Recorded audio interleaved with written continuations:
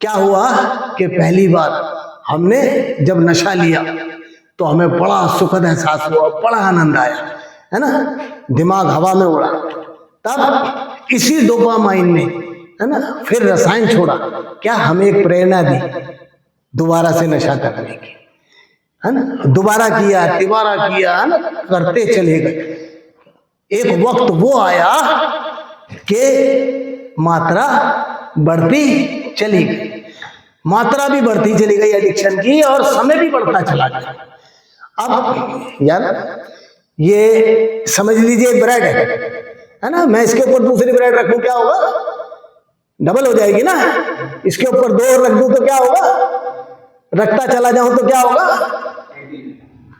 ऊंचा होता जाएगा ना ढेर। ठीक इसी तरीके से मस्तिष्क में जब डोपामाइन लगातार रसायन छोड़ती जाती है तो उसका जमाव होता चला जाता है। अब मस्तिष्क में और भी कई कोशिकाएं, कई ऐसी हैं जो रोग प्रतिरोधक है। आपने देखा हो या महसूस भी किया होगा कि कई बार ऐसा हो जाता है, हमें चोट लग जाती है एडिक्शन के दौरान, और हम उसका कोई इलाज भी नहीं करते थे, मगर वो अपने आप ठीक हो जाती थी कि नहीं? हो जाती थी ना। ये भी बताऊंगा कि वो कोशिका कौन सी है ना। और ये भी याद रखना कि जब हमें कोई चोट लगती है ना, तो 1 सेकंड से 1 सेकंड के 100वें हिस्से से पहले, है ना, सेरोटोनिन जो कोशिका होती है वो तत्काल उस जगह को चारों तरफ से घेर लेती है और उसका दर्द शने शने खत्म होता है, चला जाता है। समझ? क्योंकि वो मस्तिष्क से तत्काल वो तरंगे छोड़ती है, जिससे शरीर में मौजूद कोशिका उसे कवर करके और अपना कार्य शुरू कर देती है। इस नकारात्मक रिसाव के जमाव से मस्तिष्क में मौजूद अन्य कोशिकाओं का कार्य बाधित हो जाता है, जिससे मस्तिष्क पर डोपामाइन कोशिका का एक छत्र कब्जा हो जाता है। अब इसको इस तरीके से समझना भाई, जैसे एक प्लेन हाईजैक होने के बाद यात्रीगण, पायलट, क्रू मेंबर सब हाईजैकर के कब्जे में आकर उसके निर्देश का पालन करते नहीं करते, है ना, और उसके निर्देश का पालन करते हैं। ठीक उसी प्रकार डोपामाइन कोशिका मस्तिष्क के पूरे संचार तंत्र को हाईजैक कर अन्य कोशिकाओं के कार्यों में को बाधित कर संचार तंत्र को पूरी तरीके से फेल कर देती है। आज हम चाह करके भी नशा नहीं छोड़ पा रहे, उसका कारण क्या है? उसका कारण डोपामाइन कोशिका से उत्पन्न दिमाग में जो रसायन जमा हो चुका है वो उसने पूरे संचार तंत्र को अब फेल कर दिया। अब डोपामाइन सिर्फ और सिर्फ नशे के विचार दे रही है, और मैं लाचार हूं उसके आगे, मैं मजबूर हूं उसके आगे, मैं चाह करके भी इससे हट नहीं सकता, क्योंकि जैसे विचार मन वही भावना और वही एक्शन करने लग जाता है। Thinking, feeling, action. ठीक है जी।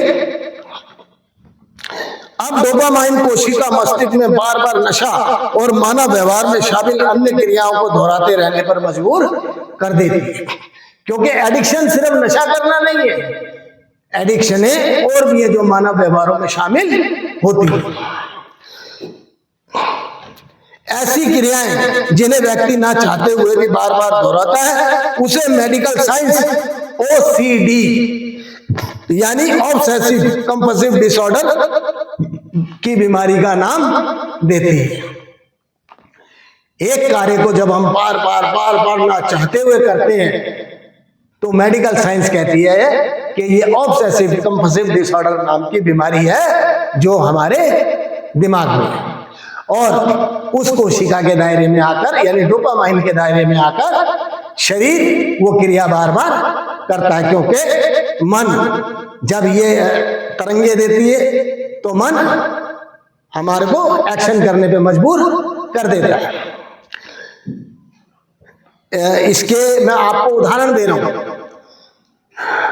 जैसे OCD की शिकार महिलाएं बार बार घर में झाड़ू लगाती हैं, या बार बार नहाएंगी, या बार बार हाथ धोएंगी, और ऐसा महिलाओं के साथ ही नहीं पुरुषों के साथ भी होता है। या बार बार मेकअप करेंगी, आईने में खुद को निहारेंगी, क्योंकि वो ऐसे विचारों से ग्रसित होती है कि हाय मैं सुंदर नहीं लगूंगी तो मेरा पति या अन्य पुरुष मेरी तरफ नहीं देखेंगे। नशा करने की आदी हो जाती है और आवेश में रहती है, आवेश में रहती है। 3, 4 अत्यंत काम वासनाओं का व्यवहार करती हैं।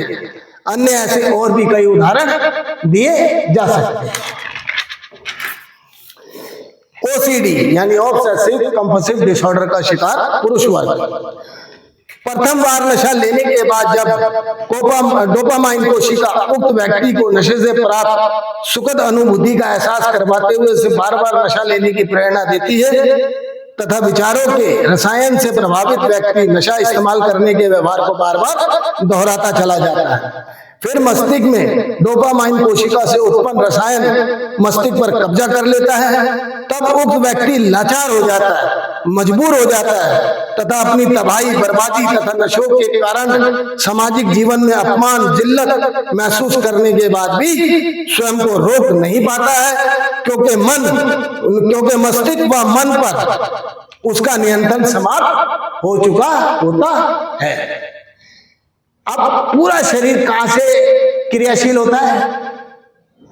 दिमाग से होता है ना यार, इतना भी नहीं पता आप लोगों को। कहां से संचालित होता पूरा शरीर?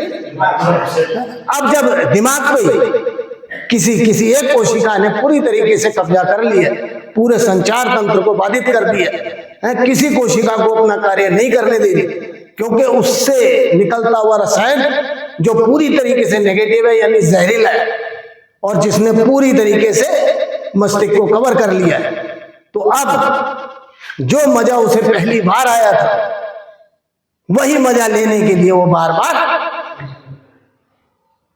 निर्देश देती है कि एक बार और एक बार और एक बार।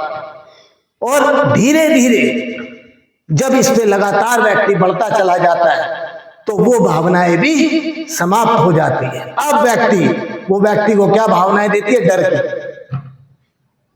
नशे के प्रति खिंचाव। डर क्या? अरे मैं तो जी नहीं सकता, अरे ये तो शमशान में छूटेगा, अरे मेरे साथ तो ऐसा हो जाता है, मुझे दस्त लग जाते हैं, ये हो जाता है, यानी कि तमाम वो शारीरिक विड्रॉल गिनाने लग जाता है। ये होता है, वो होता है, करते हैं कि नहीं करते? और जब हम यहाँ आए थे तब हम भी तो फिजिकल दिक्कतें बता रहे थे ना कि हमें दवाई दीजिए, ऐसा कीजिए, वैसा कीजिए। डोपामाइन बेहद चतुर, चालाक और ताकतवर होती है। अगर बचपन में ये सकारात्मक स्थिति में आ जाए तो इंसान महान भी बन सकता है, और अगर ये नकारात्मक स्थिति में आ जाए तो सर्वनाश की ओर भी बढ़ जाता है।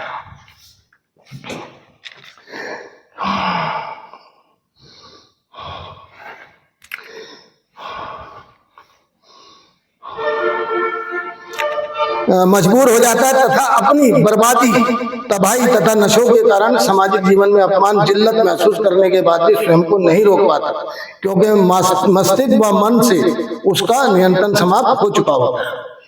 ऐसा मानव व्यवहारों में शामिल तमाम एडिक्शनों में यही परिणाम आता है। मानव व्यवहारों में नशा करना ही एडिक्शन नहीं, व्यसन नहीं है। ये मैं आपको बताऊंगा कि एडिक्शन एक जमा कुल 52 होती है जो मानव के व्यवहारों में होती है, और कोई भी जब मर्जी सक्रिय हो सकती है। सिर्फ जरूरत है उससे संबंधित विचार और व्यवहार को अमल में लाने की, बार बार अमल में लाने की, क्योंकि अति हर चीज की बुरी होती है। ये तो आपने भी कहावत सुनी होगी ना, क्योंकि अति हर चीज की, और ऐसा व्यवहार सदैव घातक सिद्ध होता है। जैसे जैसे नशे की मात्रा और समय बढ़ता जाता है, जिससे डोपामाइन कोशिका मस्तिष्क को नकारात्मकता की ओर अग्रसर करती चली जाती है। इंसान पूरी तरीके से संवेदनाहीन होकर परिवार, रिश्तों, पढ़ाई, काम और जिम्मेदारियों के प्रति उदासीन होकर सिर्फ नशा करने और नशे का इंतजाम करने में अपना पूरा समय बिताता है। क्या ऐसा नहीं हुआ हमारे साथ? क्या हमने हर पल नशे की याद में नहीं बिताया? क्या हमने हर पल सिर्फ जुगाड़ के विचारों में नहीं लगाया? सुबह जुगाड़, दोपहर जुगाड़, शाम जुगाड़, रात जुगाड़, रात से पहले सुबह का जुगाड़, क्योंकि पता था कि सवेरे उठते ही तो हट जाएगी भाई, खा नहीं पाएंगे, पी नहीं पाएंगे, चल नहीं पाएंगे, बोल भी नहीं पाएंगे। क्या हम इन डरों से आकर्षित नहीं रहते थे? ये डोपामाइन कोशिका की वो नकारात्मक प्रक्रिया है जिसने हमें हर तरह से मानसिक तौर पर विकलांग कर दिया था। अपाहिज आदमी कभी दौड़ पाता है? दौड़ पाता है भाई? इसी तरीके से इसने हमारे को विकलांग कर दिया था। आज हम उड़ना तो चाहते थे मगर उसने हमारे पंखों को ही नोच लिया था। हम जीना तो चाहते थे मगर उसने रास्ते बंद कर दिए थे। हम नशा छोड़ना तो चाहते थे मगर हमारे पास तरीका नहीं था, और तरीका हमें शुभ दिन नशा उपचार केंद्र ही उपलब्ध करवाते हैं। ये हम तय करेंगे कि हम अपनी जरूरत पे काम करेंगे या अपनी इच्छा पे काम करेंगे।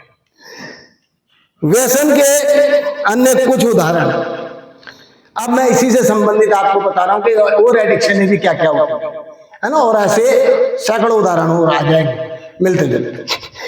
जब व्यक्ति जुआ खेलता है तब हारने के बाद डोपामाइन कोशिका रसायन रिसाव कर उसे प्रेरणा देती है कि अगली बार जरूर जीतेगा, यानी दोबारा खेल, और वो बार बार खेलता है मगर हारने के बावजूद भी कभी रुकता है? हार उसे बर्बादी की ओर ले जाती है, तबाही की ओर ले जाती है, मगर कभी वो अपने आप को रोक पाता है? नहीं रोक पाता। उसका कारण डोपामाइन कोशिका का जहरीला रिसाव। बार बार हारने के बावजूद वो प्रेरित होकर खेलता रहता है, फिर ये व्यवहार आदत में तब्दील हो जाता है, वह तबाह बर्बाद हो जाता है मगर जुआ खेलना कभी नहीं छोड़ पाता। दूसरा उदाहरण, खान पान। कुछ लोगों को किसी खास खाने के प्रति जुनून होता है। भाई होते हैं ना, हो मटन खाएंगे, चिकन खाएंगे और पनीर खाएंगे। वो सपोज के एक होटल है और उसके पराठे बड़े शानदार है, पता लगा वो 20 मिल आ गए, वो 20 मिल जाएंगे। होता ना कईयों का ऐसा जुनून। तो इसे मेडिकल साइंस में क्या कहा जाता है? Binge eating disorder. क्या इसको बिंज ईटिंग डिसऑर्डर नामक बीमारी का एक पहलू बताया जाता है। कुछ लोगों को किसी खास खाने के प्रति जुनून होना, पेट भर जाना मगर नियत नहीं बनना। ये भी कहावत सुनी होगी आपने। इस व्यवहार को मेडिकल साइंस में विचार व्यवहार की बीमारी यानी बिंज ईटिंग डिसऑर्डर बताया जाता है। इंटरनेट और सोशल मीडिया, इस पर जरा खास ध्यान देंगे। स्मार्टफोन, इंटरनेट, सोशल मीडिया की लत का शिकार बन जाना, जैसे आजकल बच्चों का अत्यधिक वीडियो गेमिंग में उलझना। इसमें बच्चे ही नहीं, पढ़े लिखे समझदार युवा वर्ग, क्या बुजुर्ग भी बुरी तरीके से इस लत के आदी बन चुके हैं। आप भी तो पढ़े लिखे हैं ना, जब फोन चालू हो जाता है तो कभी बंद होता है? कैसे लगे रहते हैं? काम कुछ करना है, बैठे कुर्सी पे करना कुछ और, मगर किस में लगे हुए? फोन में लगे। और ये चीज क्या कर रही है? ये पूरे संचार, मस्तिष्क के संचार तंत्र को नष्ट भ्रष्ट कर रही है।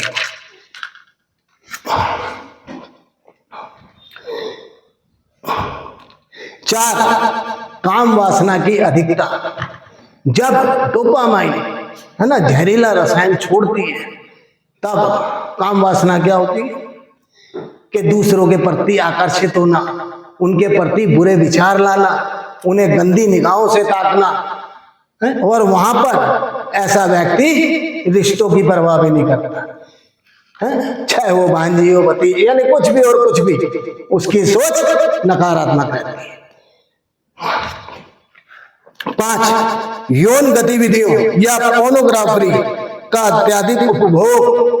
कुछ लोग होते हैं ना जो वो आजकल अडल्ट फिल्में आती है ना, उसके ऊपर जिसे पोर्नोग्राफी कहते हैं, आती है ना भाई, कई बच्चे तक इसके आदी हो रहे हैं। बड़े ही नहीं, बच्चे तक इसके आदी हो गए। और इसके कारण बच्चे भी यौन गतिविधियों में शामिल हो जाते हैं, जो रिश्तों और सामाजिक जीवन को प्रभावित करती है। सात, अत्यधिक और जुनून की हद तक व्यायाम करना। कई ऐसे होते हैं ना जो अपने आप को साबित करना चाहते हैं, जैसे आज हमें लग रहा है बस नशा तो छोड़ दिया, आज शरीर ठीक हो गया है, क्या महसूस हो रहा है? अरे ले, आप तो दुनिया बदल गई। अब क्या विचार आ रहा है, और वो विचार कैसे जुनून में बदल रही है? वो डोपामाइन। क्या अरे एक मौका तो दो। क्या आज दिमाग बार बार क्या प्रेरणा दे रहा, बस ये भी ठीक कर दूंगा, वो भी कर दूंगा, ये भी कर दूंगा, वो भी कर दूंगा, और खुद को साबित कर दूंगा। मगर एक बार भी हमें सोचने का मौका नहीं दे रही वो कि जब पहले तुमने ऐसी कोशिश की, यानी नशा बंद करने की कोशिश की, कभी सफल हो पाया?